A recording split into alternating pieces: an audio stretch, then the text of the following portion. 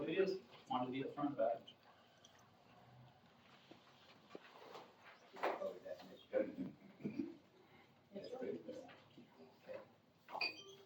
Moving on, number 2 is discussion of proposed ordinance 02026-2, adoption and approval of the town of Spring City's travel policy as presented. Thank you, Mayor. What this is that in the old personnel policy handbook, there was a travel policy. So they had a recommendation from MTAS, which is the HR department through Institute for Public Services, it's through University of Tennessee, and they have Municipal Technical Advisory Service, which is who we use as a representative that helps us, and they have an HR department, and they help us with complicated issues, like how to write policies and how to do things.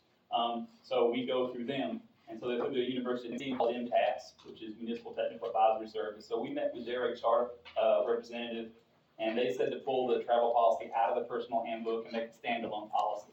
So that's what we did. And this policy that we have written is connected to the Government Services Administration, which is GSA. And what GSA is they have rates set for different travel. So if you're having to travel for a conference or continuing education, it has the mileage rate set, it has the hotel rate set, it has the per diem set. It pretty much lines it out in a uniform manner for everyone. A lot of federal agencies use it. It is a federal website, and a lot of cities use it. And instead of having everything listed out as a cost or a fee, it pretty much takes you to that website, and that's what you follow at that point. And we got example policies from Smyrna, Portland. We looked at Dayton's. They used GSA and a bunch of other ones, and a couple policies from MTAS. And this is what we landed on was this travel policy. I think it's really good, and it's kind of a Frankenstein of a lot of different travel policies put together, but it all links to the government services administration, their page. Everything kind of pretty much links to it, and it follows that guideline of MTAS through their recommendations. Good? Good.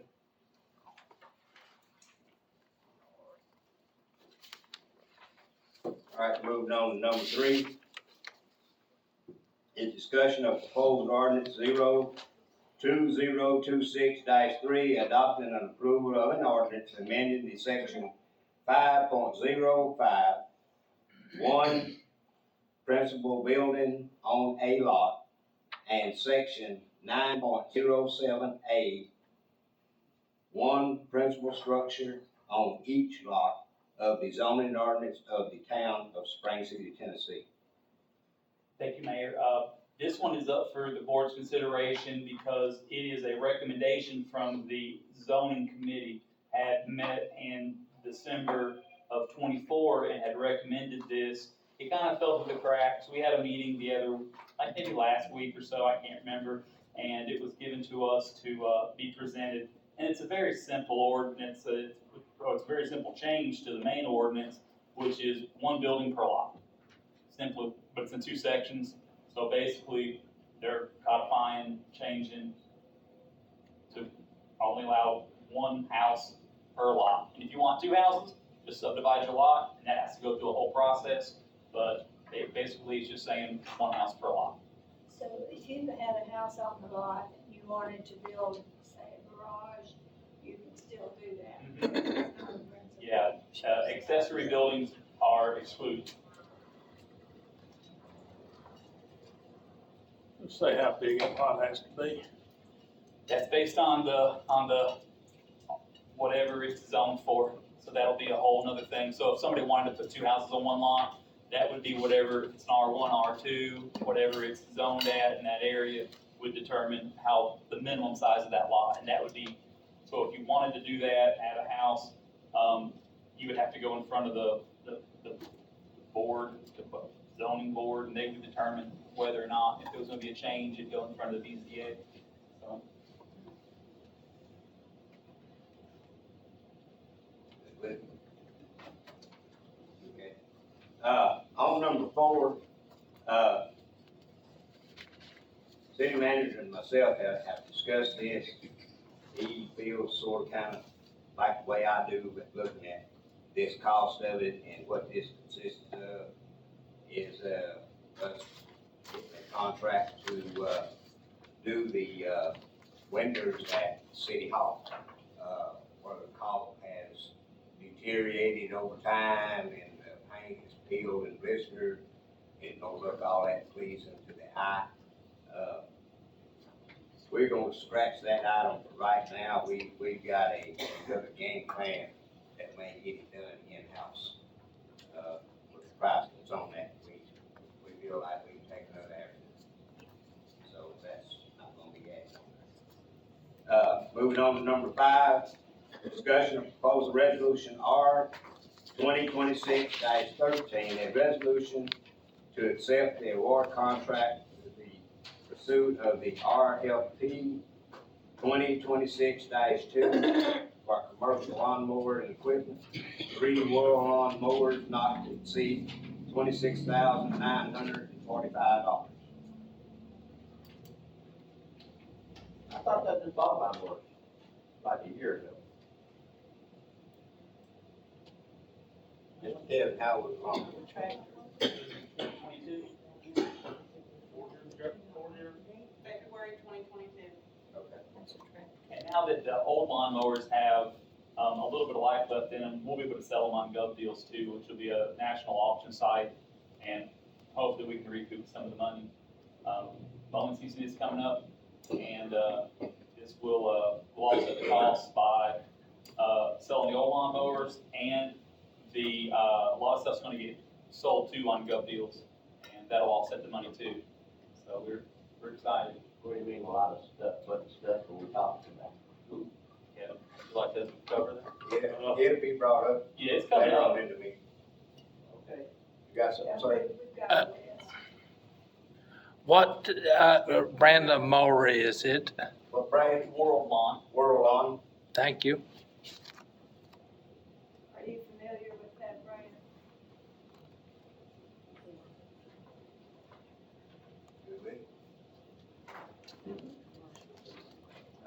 Moving on, number 6, discussion and, proposal resolution R 2026-14, a resolution to accept and award contract presented at the RFP 2026-3 for fire department turnout gear, SCBA equipment, and SCBA compressor and filling station not to exceed the $111,000, $265.39.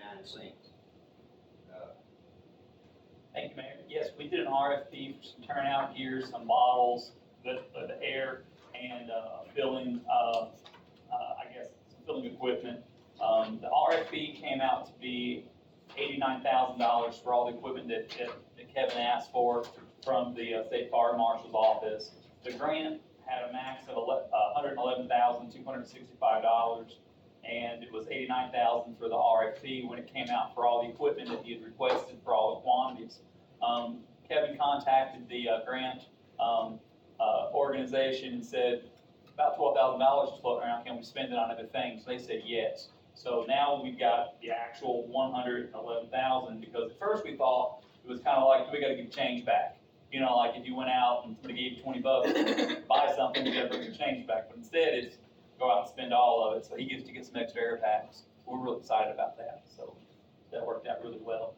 And it's not gonna cost the city anything, it's all 100% grant from the State Fire Marshal's office. And we're lucky.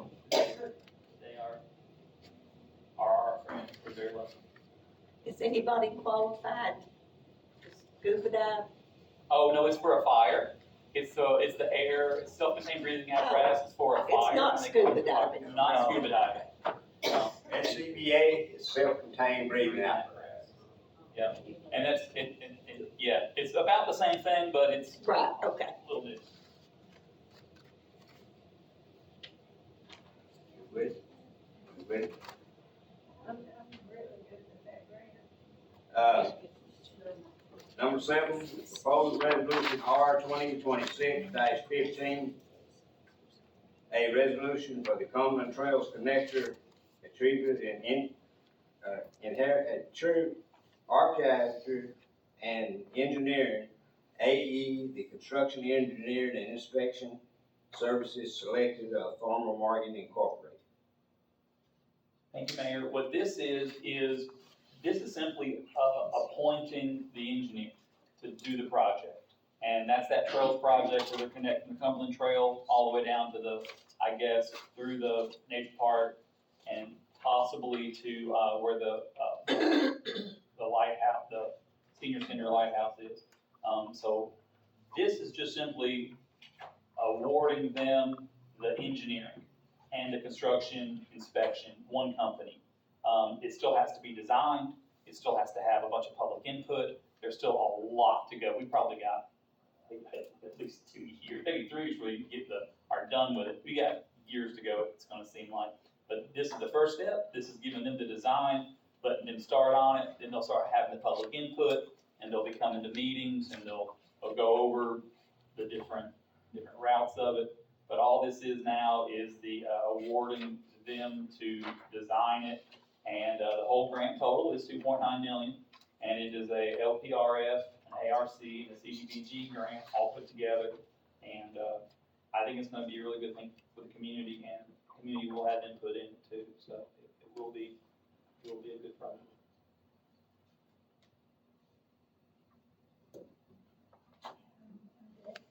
Farmer Morgan does a good job. Okay. So we will work on them for following things. Number 8 is discussion of surplus items in the Public Works Department.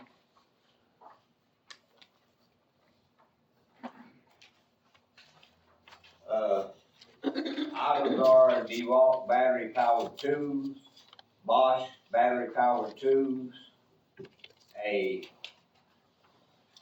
Kramer steam pressure washer, a Insight Vision camera, a Hammerhead 900 SX floor sweeper, a Sunmax floor sweeper, a Bobcat HB 980 jackhammer, 49 bagger meter, 2 junk boxes,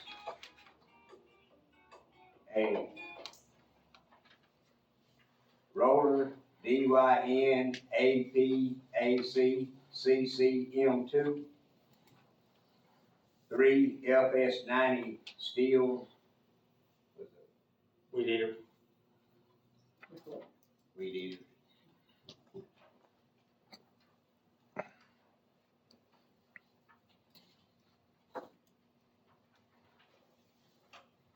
Steel KM91R edger, a steel BR 220C backpack blower. Yeah.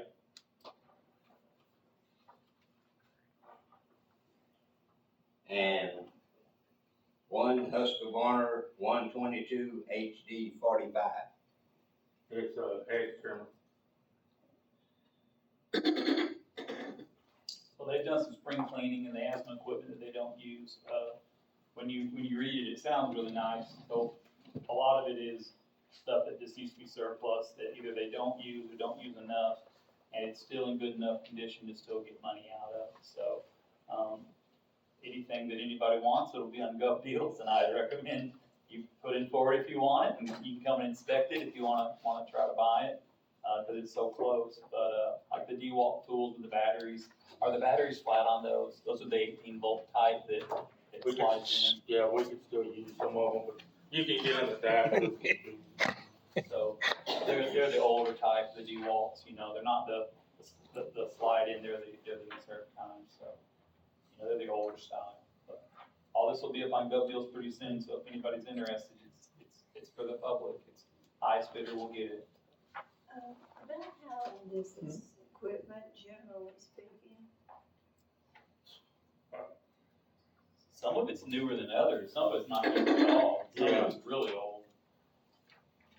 Like the jackhammer.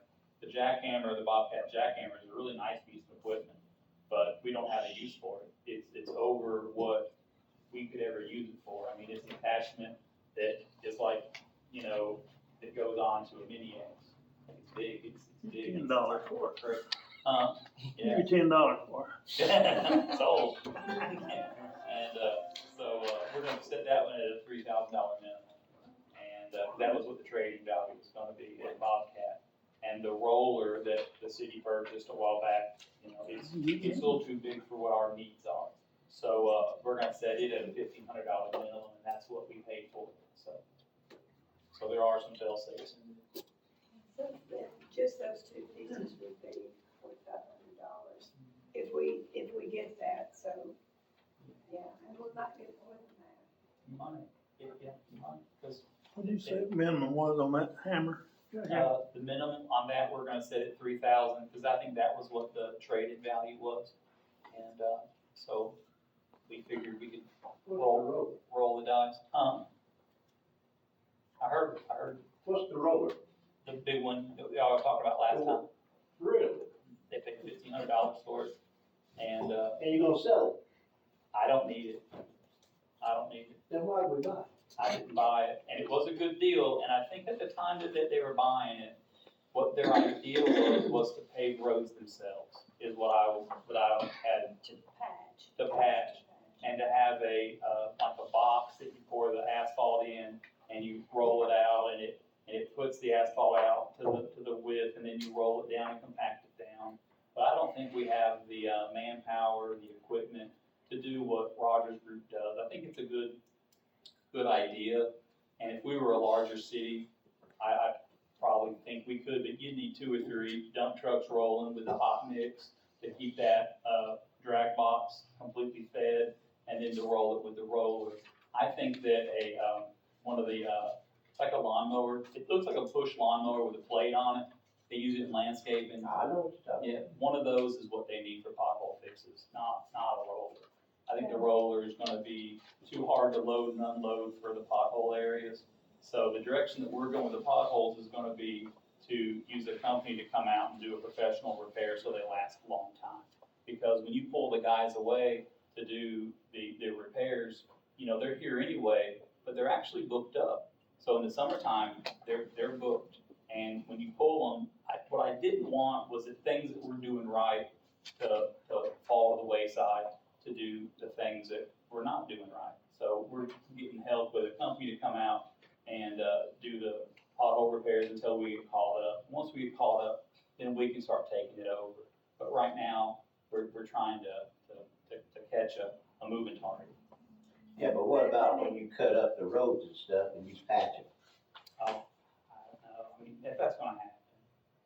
It's already happened. It happened up on Edgewater. Yeah, that's not their fault. They're just responding to a water line break. It's not something they're doing Now they put deliberately. a meter in. Yeah, it's not something they're doing deliberately. It's something they're forced to do. But you'd think they'd go back and fill the holes in. They should. Cause after it settles, it leaves a big bump in the road.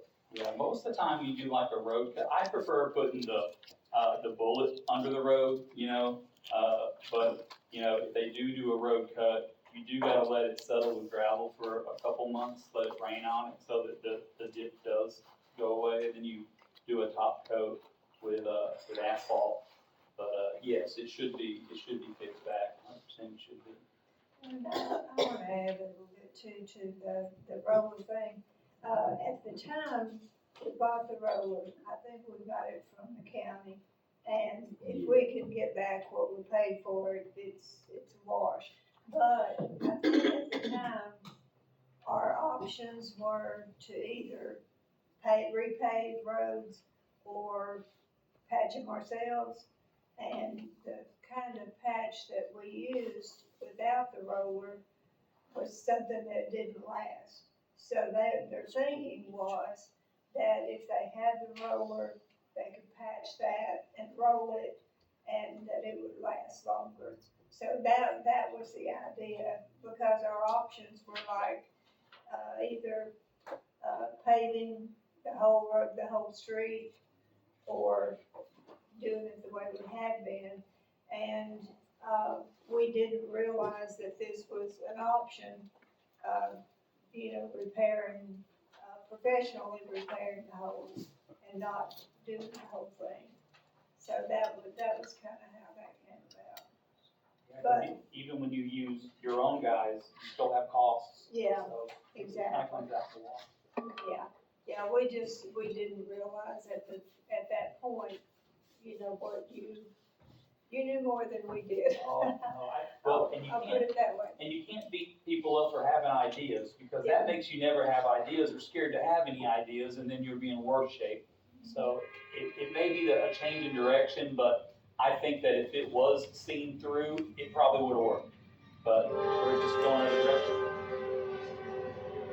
And if we could get more of what we paid for it, there's no loss there. So are we gonna use some of this money y'all selling all this equipment on to fix that tractor we bought from the county too? I don't know anything about that. I'm assuming that we'll use some of that stuff that we're selling to pay on For the lawn mowers. Isn't that what you said? Yeah. Sell this stuff and they'll help pay for the lawn mowers. And then some equipment that we're not gonna buy also gets shuffled into the lawnmower fund as well, so. Do y'all plan on having this tractor running this summer? Yes. Number 9, moving on. Discussion proposed the addition of a volunteer firefighter position. Got application for John Murphy.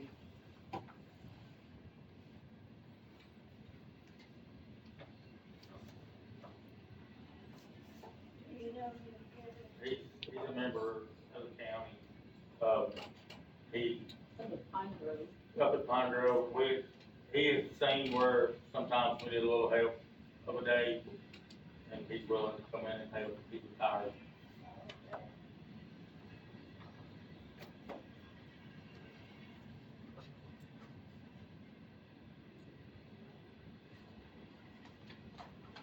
He has previous experience. Yeah. Volunteer fire department.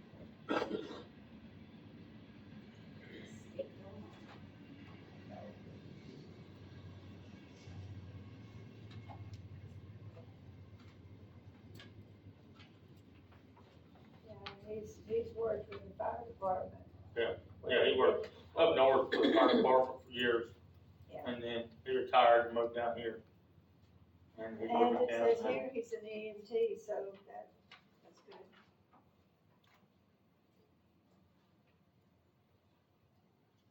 Okay with it? Sure. This one? Number 10, discussion of the proposed and strategic 5-year plan for 2026 to 2031. As you know, when we look at the 5-year plan, this is a wish list, not like getting the J.C. Penney's or the, here's a little bit of catalog, here with all fancy colors. It's like getting a new grocery store in town. That's a wish list there. So this right here is basically what the different department heads has put together. This is really for your review. We'll talk about it further, but this is just the start of it. We still have all budget season to go. Mine and Brenda's favorite time of the year. It's like Christmas to us. Y'all don't even know. It's like It's just just sort of favorite like time of that. the year, snowflakes. Sort of like audit season, is that? Because we do so good at the audits, we like that too. Kinda like that. But no, this is just, everything on here basically is what they're asking for, and the bottom line is that, it's all fund dependent. So some of it, you kind of, you're, for like the water plant, we have a, state revolving fund, application in to do some repairs. Those are pretty much mandatory. I mean, you can save money by, not changing the oil in your car, but your car blows up. So you can, some things you have to do, and at the water plant, you know, like the tube settlers is part of their, process, that's in there. Some repair to their high service pumps is in there, those are critical. There's a water line that's hanging on a bridge that has to be repaired. There's some stuff in there, and that's gonna be through a state revolving fund, which is a loan, and how that works is, it's named as state revolving, which means the money that they give you, that you pay back, funds the next loan applications for the next people. So it's like a revolving door of money coming in, money coming out, and it funds itself by year payment back to it. And, they also do debt forgiveness too. So I don't know how the board wants to do this. If y'all wanna review this and y'all have any things that hit a red flag, let me know. Everything in here will be budget dependent, even if they did ask for it. It doesn't mean that there's money to do it. It's just like, when your kids may want something for Christmas, but they can't have it because it's, you know, PlayStations are expensive.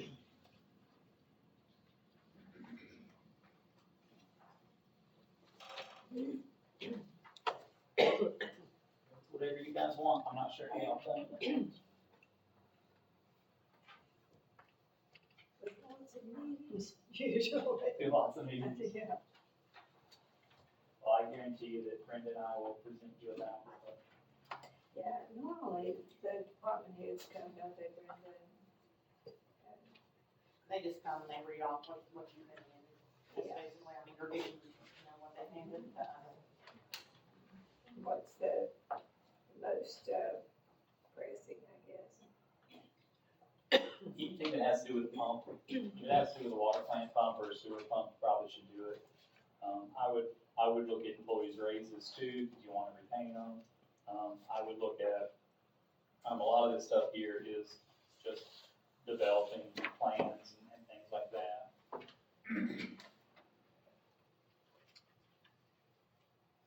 I mean, some of this stuff's little stuff. Like traffic cones, mobile radios, I mean, it's just stuff they're asking for.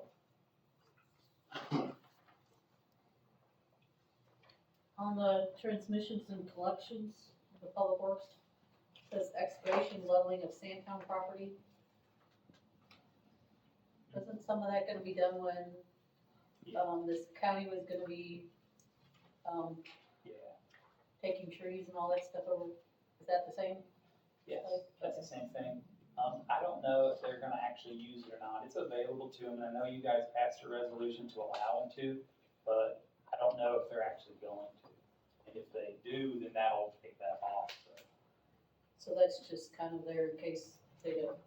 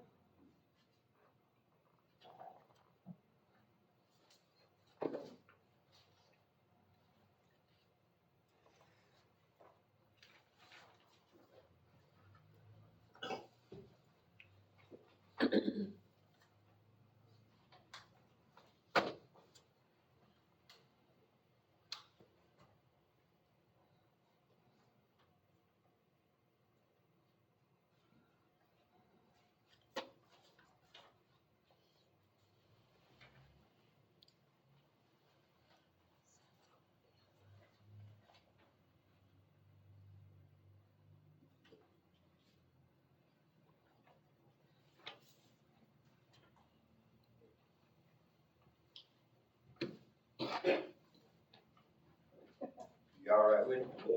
Okay, Yeah, I mean, it's a start. you got time to study on it. You have anything else, sir? What is this That's for? everything. That's What is everything. That is the flock, cameras that was presented at the last meeting, that they're going to try to get a contract for, and inside of it is the price of it. I think it's $8,500 first year, $6,500 every additional year, and then a total of 3 years, a total outage of $28,000, I believe. Am I right on my numbers? Are you close? Am I even close? Yes, sir. Right around in there is. 21. Yeah. 21,650 for the 3 years. And it's not all paid at once, it's over the course of the 3 years. So it's 8 years to start and 6 additional. 86 the first year, and then 6,500 for the second and third year.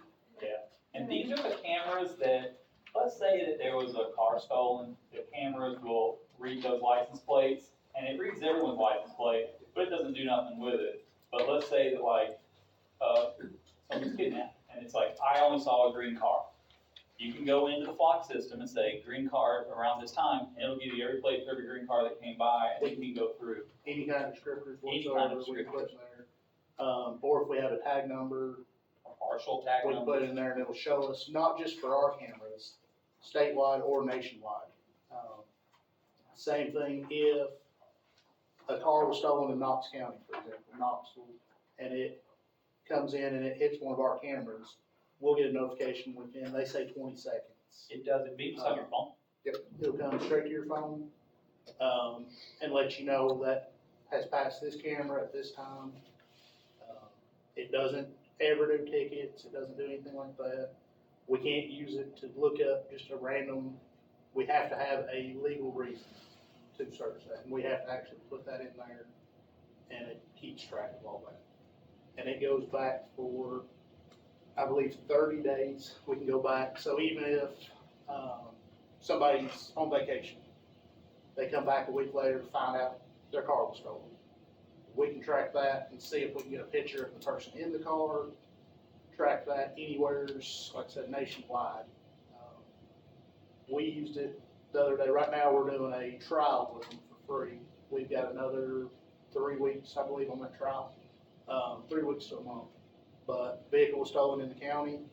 We were able to find the plate and found it up in Loudon, where it hit one of their cameras on the interstate.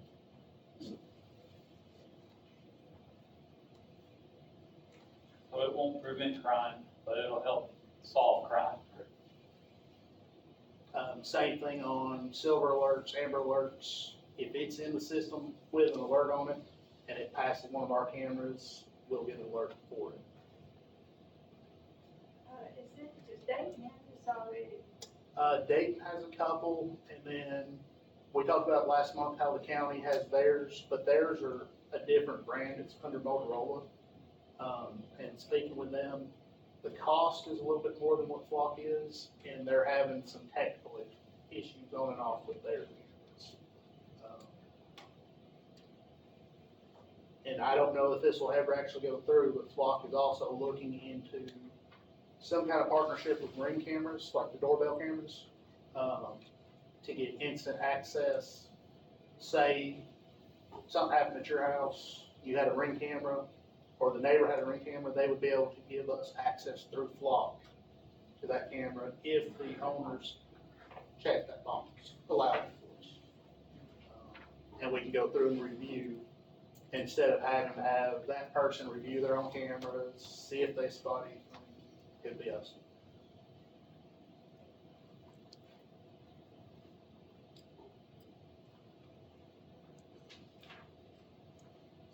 And then the thicker one is just all their user agreements, their rules and stuff like that.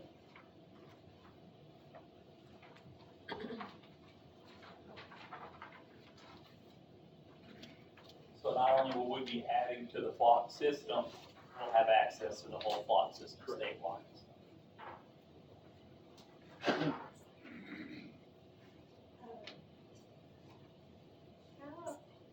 much would you say that you'll use that? Every investigation from. Yes. I would like to say hardly ever, but the reality is it just depends on crime itself. And along with this would be, I don't think I mentioned this, would be one 24-hour live streaming camera that we could put up. So we'd get 2 license plate readers and 1 live streaming camera. And we'd be able to go back and view that camera anytime for that 30 days. We can go back. It's all solar. There's no recurring costs as far as paying electrical for any of this. They maintain the equipment. We don't have to do anything for that whole 3 years. They maintain it. no matter what happens. But it was actually, just like any big business, they upsell. It was cheaper to get the live stream camera with it than it would be to get these 2 license plate readers without the live stream camera. Where the live stream camera, is there a particular location?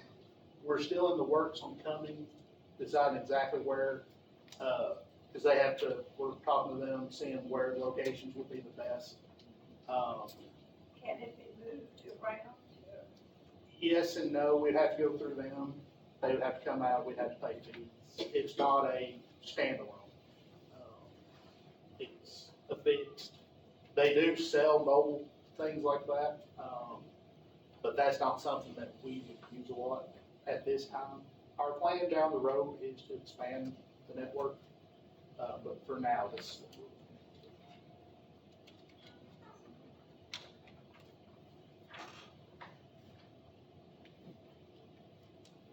Like one of the places we thought about for the live camera would be the bottom of the bypass. However, after speaking with them, there's not any street lights right there. It has to have some ambient light or it's not gonna work at night. So we're still kind of working with that. So, are the cameras, do they also have to have live? The license plate readers? No, because they'll, with the reflective, how the plates are built, you can look at the picture and it'd be almost pitch black, and then it's got a blow up of the camera, or the tag itself, and can read it perfectly. I've seen pictures where you look at it, and it's taking a curve, and you wouldn't think you can get that, and it gets it spot on.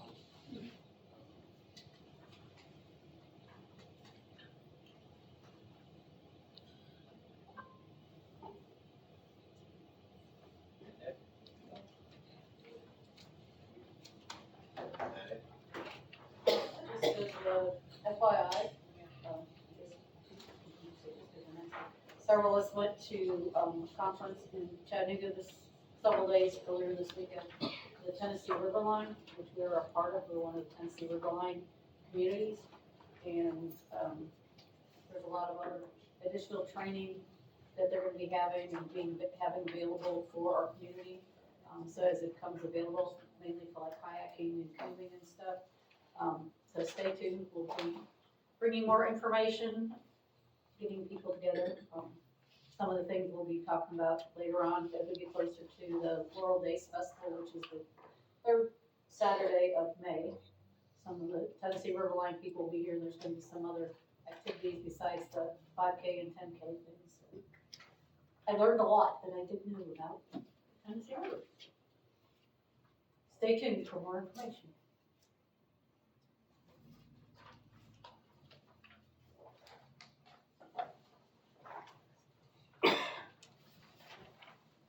Bam. Kevin? All right, ladies and gentlemen, appreciate your participation again with us. We'll have our regular city commission meeting next Thursday at 7 p.m. Unless we have a earlier commitment of 6:45. Well, there'll actually be 2 extra things on that same day. There'll be a public hearing for the ordinance number 1, and then there'll be a meeting about the kayak launch Yeah, grant. the Orion/ARC grant. Yes. that we're applying for. Flag was on with Tennessee River Line, will be here to discuss all of that, go over. That starts at 6 o'clock.